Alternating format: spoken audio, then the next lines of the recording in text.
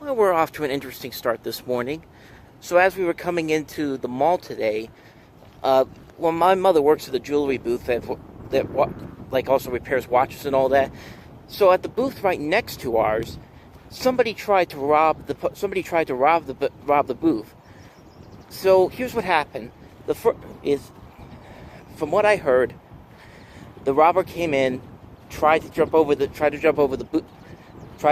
the kiosk. The alarm went off, ran away, and we had somebody over at our booth who saw what happened, saw the guy who did it.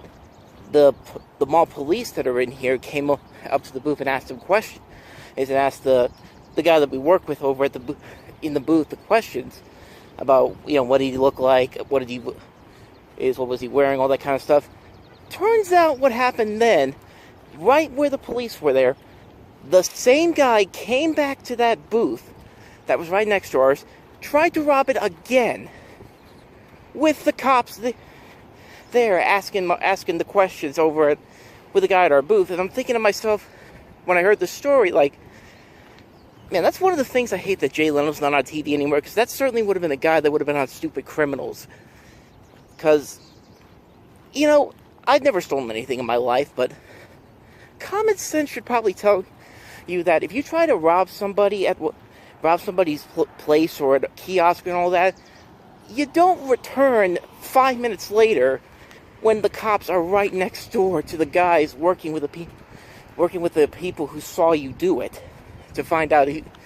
So they arrested the guy, and yeah, that was just an interesting way to start the morning. I wasn't here when it happened, so I just only heard about it. But yeah, common sense, people. First off, don't steal anything in general. But even if you do, don't go back to the same place when the alarm goes off and you have people that probably saw what you did. This world, man, I don't know. Anyway, how are you guys doing this morning? I know that's an interesting way to start this morning, and we are heading over to Best Buy right now. So as I'm literally walking across a crosswalk right now.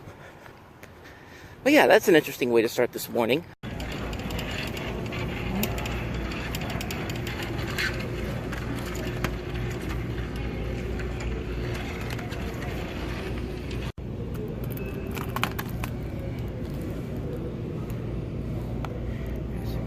Rest in peace, John Singleton.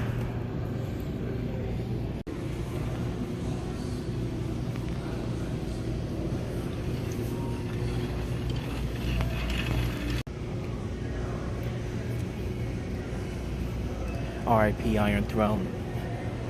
If you haven't seen the last Game of Thrones episode, you probably won't get that.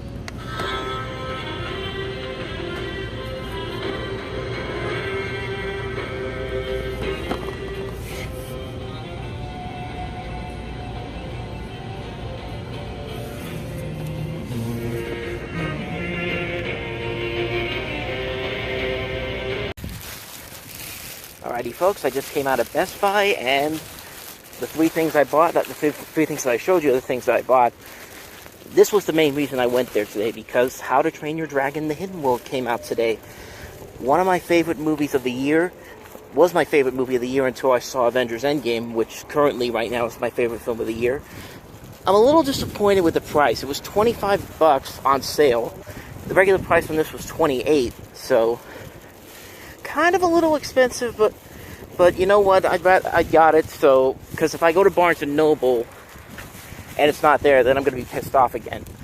And just like I was with Tomb Raider a couple months ago, it's just I just wish it was a little cheaper than that, because I probably could have gotten it cheaper online, so, but whatever, I got it in there. Also, I picked up The Upside, which I saw earlier in the year, which was actually much better than I thought it was going to be. The STX does not have the best track record when it comes to their movies. Sometimes they'll make a good movie here or there, but overall not really. But this one was actually not that bad. I like Kevin Hardman, I like Bryan Cranston. It was actually kind of a good movie, so I picked that up. And lastly, I picked up Isn't It Romantic, which was one of the big surprises of the year so far. I thought it was going to be good. I had a little bit of a thought in my mind that when I saw it that maybe it wasn't going to be that good, but I really enjoyed it. I thought it was a lot of fun. Yeah, it doesn't take the all the pot shots of rom-coms that the PG-13 rom-coms that I thought it would. But for the most part, I think it did its job enough. And yeah, right there, a rom-com that will win over even the haters, which I can see that. But yeah, this was actually one of the big surprises of the year. I really enjoyed this movie a lot. Might be on my top 10 maybe, but we still got another about 7 more months of the year, so we'll see what happens.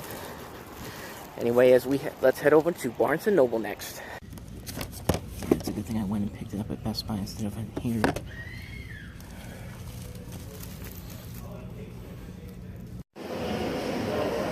Alrighty guys, I just came out of Barnes & Noble, and first thing I bought was this book on Family Guy, the illustrated history inside. It's like a big book of like different, it's like everything about Family Guy and all that. So I got that, but I also picked up this book on Craig Ferguson, who did the Late Late Show for a number of years. It was actually one of my favorite shows, late night shows I used to watch all the time. I bought it because this part really fascinated me. He doesn't miss doing the late night show, which is funny because when, you know, Stephen Colbert was announced as the new host for David Letterman, I kind of thought Craig Ferguson kind of got screwed out of a chance to take over that late show position, but I guess when you, judging by this, maybe he didn't want it all that much. Maybe he didn't want it all that much, maybe? I don't know, I haven't read this yet, so I'm curious to read about it, because he has a fascinating story about everything that's happened to him throughout his life and all that. Like, if you ever watch the older Late Late Show stuff, he talked about his addiction past. In fact, he almost tried to kill himself when he was, like, really young, so I don't know, I'm really curious to hear about it. I'm really curious about this book. I'm looking forward to reading this one. And I only ended up paying $40 for those 2 books, which is funny because I thought the Family Guy book was $40 in and of itself. It's actually $35, so I almost thought I got both. I almost thought I got the Craig Ferguson book essentially for free, but you know what? I saved $5 because I was able to use 2 coupons that I had on it, one for 20% off and then one for 10% off. So that's the great thing about Barnes & Noble. They'll let you use more than one coupon on stuff. Of course, not to say that other places probably don't use more than one coupon for stuff, but some places I know don't. So you got to use at least one coupon at least some places. But I'm glad that Barnes & Noble does that. Lesson for the day: don't push the hand sanitizer spray bottle down all the way, because then this happens. Actually, this is going away. So anyway, lessons learned. I don't know what's going on with this place. They've been closed for a couple of weeks now. All their stuff's still in there. I don't know if they're just closing down, or they just getting new stuff in, or whatever, because everything looks like it's still there.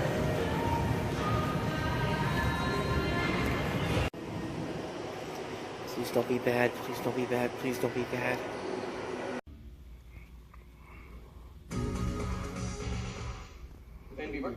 Hey, are you guys ready? All right, you ready? I think so. Okay, here we go. Let's go! Guys, we're going on a road trip. Let's go! Smitty, I have a question. Well, actually, not just one. I have all the questions. Best part of a road trip? The very beginning. License plate bingo? That's always fun. It's the whole journey, right? My favorite part is getting to the destination. The adventure, man. RV or convertible? I'm not a convertible guy. RV, definitely RV. I'm gonna go RV too. Yeah, I mean, convertible feels cool, but 20 minutes in, what do you think? Can we put the top up? Ugh, I think I just swallowed a bug. Whoa! Steer clear of that. Best travel companion. I would say Space Ranger. Wow. On my way, Woody. Buzz? Maybe Winnie? Kentucky, yep. Said yes. Winner, chicken dinner. Must-have road trip item. A good playlist, so there's never a dull moment. Miles and miles of duct tape. A suitcase of spare parts. Like a first aid kit. Wow, you need to fix that. Favorite road trip snack? Beef jerky and Twizzlers. Funyuns. Soup? You really just need to go like that. But we're not doing that. Slowpoke or Daredevil? Gotta be a daredevil. Let's go. Slowpoke. You miss something if you go too fast. I barely passed my driving test. But you go everywhere with me. Aww. Let's ride! Disney Pixar's Toy Story 4 in theaters June 21st. Rated G. Well done. Thank you. You were wrong on all of them. Amount of charm and wit. everything you touch turns to gold. You are on top of your game. Oh, come on, you can do it. Here, how about some movie trivia instead? Back on top. Play Shuffle. It's all things movie trivia. Hi, I'm Maria Menounos, and this is Movie Shuffle. It's a mix of trivia games for all types of movie fans, and you can play it wherever, whenever, even right now, here at the theater. So go to newbie.com/shuffle to launch the game right now. Like, give me a sec.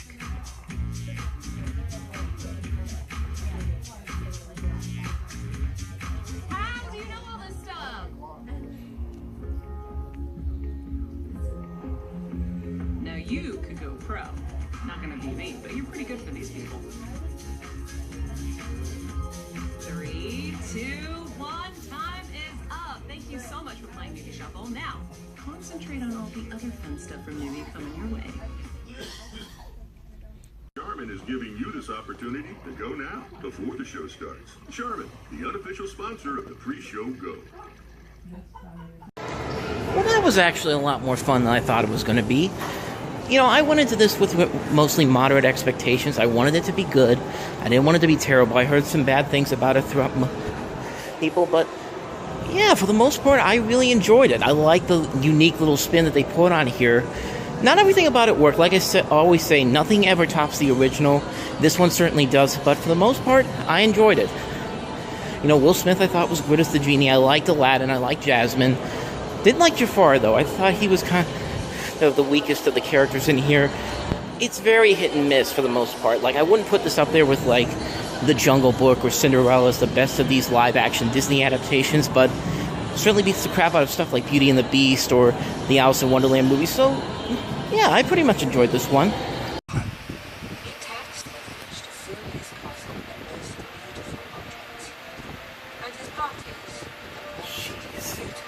Here's one of the reasons why I hate this version of Beauty and the Beast, is because of stuff like that. Like, it's obvious that the person holding the clock is going to be Cogsworth, and the guy holding the candles is Lumiere.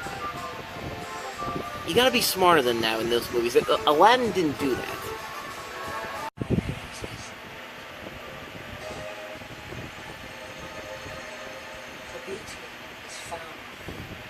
I mean, it's not a bad idea, but in the original, when you tell the story, the origins through the stained glass window, is actually much better, honestly.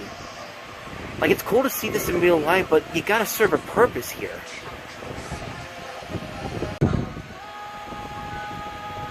Oh god, it still hurts. Look, I have no problem with Emma watching this, though, but if she can't sing, she can't sing. Don't do this auto-tuning crap.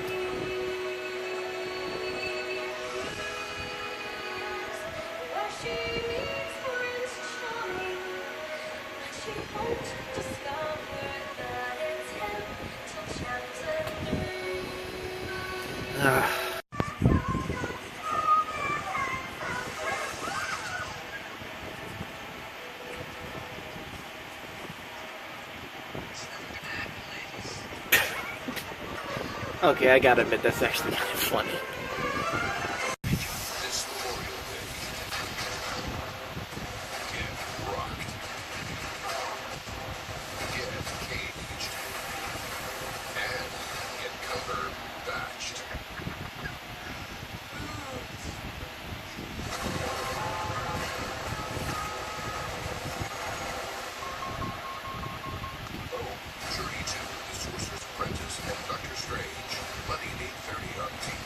That just seems like the weirdest Memorial Day movie lineup ever.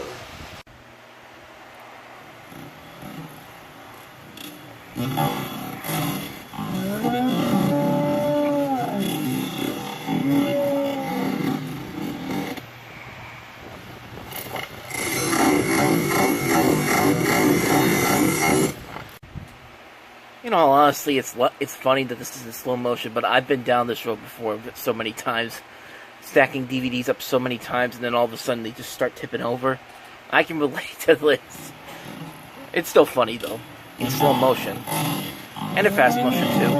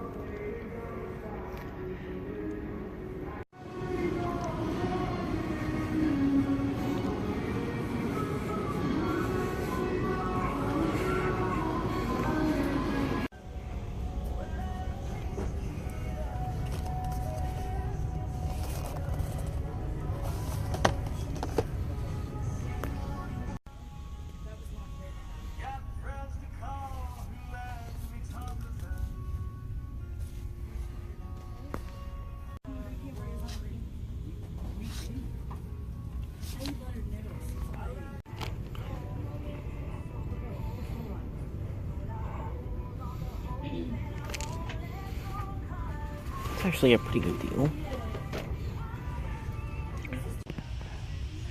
Really great underrated movie. You're Seeking a Friend for the End of the World. It's only $3.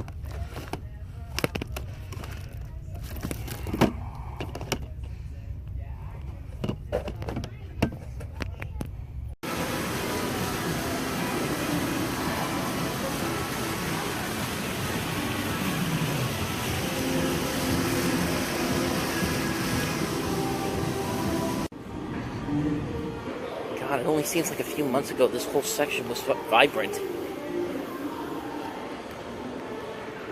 It's about to storm.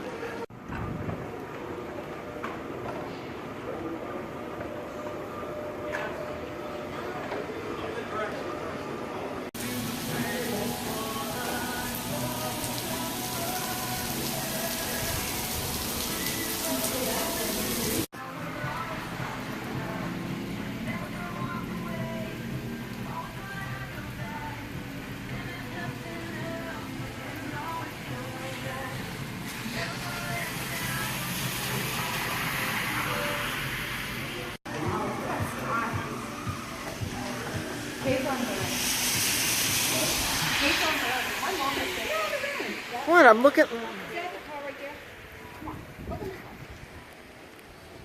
for three the one time he saw him. Be really interesting, and it's funny, Jack. Sometimes when you expect the worst out of a team because they're going up against a pitcher, sometimes they'll surprise you and they'll get to.